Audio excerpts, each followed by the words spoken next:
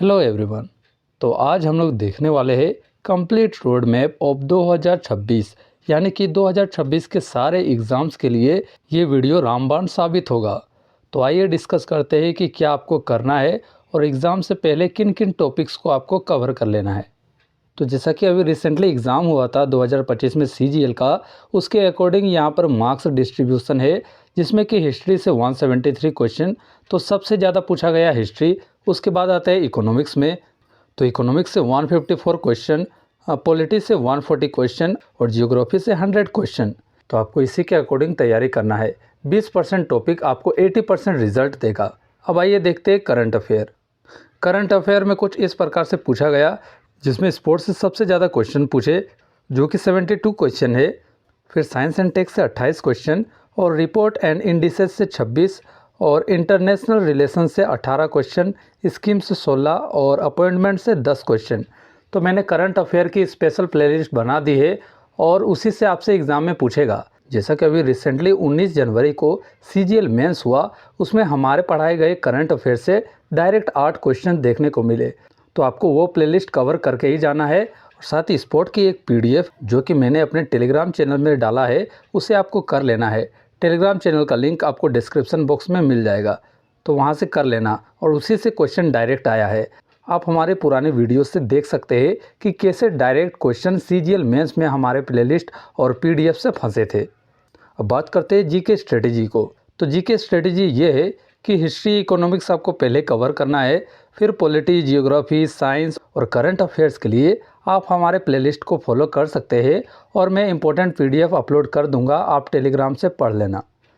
तो GK strategy ये है कि फरवरी में इकोनॉमिक्स जो कि टफ सब्जेक्ट माना जाता है, तो इकोनॉमिक्स में कवर करवा दूंगा, यानी कि इकोनॉमिक्स का लेक्चर मैं लूँगा। तो सिंपली आपको वो लेक्चर्स देखना है और PDF से रिवाइज़ करना है। लेकिन आपके तरफ से क्या मेहनत करना है कि आपको हिस्ट्री पढ़ना है, यानी कि आपको हिस्ट्री फरवरी में ख़त्म करना है और मेरा लेक्चर्स देखना है इकोनॉमिक्स का। उसके बाद आपको इकोनॉमिक्स में एक ज़रा भी डाउट नहीं होगा। मार्च में आपको करना है पॉलिटी प्लस साइंस। साइंस में क्या करना है? साइंस में बायोलॉजी और फिजिक्स करना है, क्योंकि उसी से सबसे ज़्यादा क्वेश्चन पूछे गए हैं और केमिस्ट्री से ज़्यादा क्वेश्चन नहीं पूछे गए। और अप्रैल में आपको करना है जियोग्राफी प्लस करंट अफेयर, यानी कि 20 अप्रैल तक आपको कवर कर लेना है। करंट अफेयर तो 2 से 3 दिन में हो जाएगा। हमारी प्लेलिस्ट देख लेना और अगर कोई इंपॉर्टेंट PDF मिले तो मैं अपने टेलीग्राम चैनल पे अपलोड कर दूंगा, यानी 20 अप्रैल तक आपका GK कंप्लीट हो जाएगा। और लास्ट 10 दिन में आपको सुपर फास्ट रिवीजन करना है। और इसका सोर्स की बात करूँ तो आपको सिंपली NCERT पढ़ना है और हमारे PDFs, ठीक है, उससे काम हो जाएगा। अब बात करते हैं इंग्लिश की।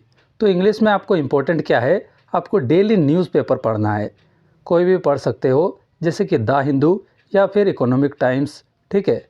रीड बुक्स, यानी कोई भी बुक आपको पढ़ना है इंग्लिश वाला, कोई भी नोवेल हो या फिर कोई इंपॉर्टेंट बुक्स आप पढ़ सकते हो।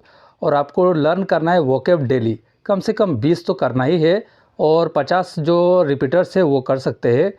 ग्रामर रूल्स आपको डेली रिवाइज करना है, क्योंकि ग्रामर रूल्स जो होता है वो अक्सर आप भूल जाते हो।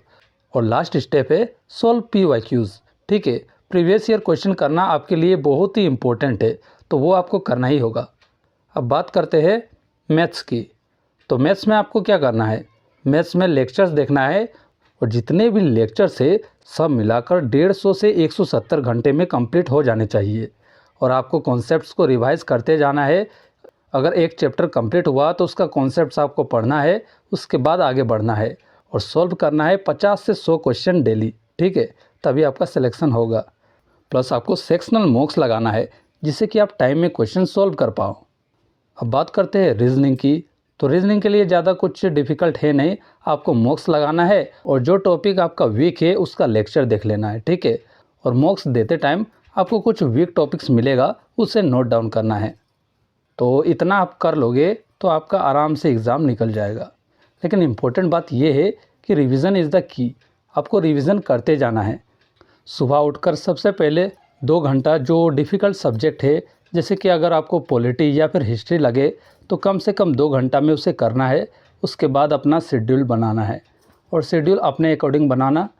और बाकी जानकारी के लिए हमारे टेलीग्राम चैनल से जुड़ जाए, वहाँ मैं जो भी इम्पोर्टेंट रहेगा वो मैं अपलोड करता हूँ, तो आप वहाँ से पढ़ते जाना।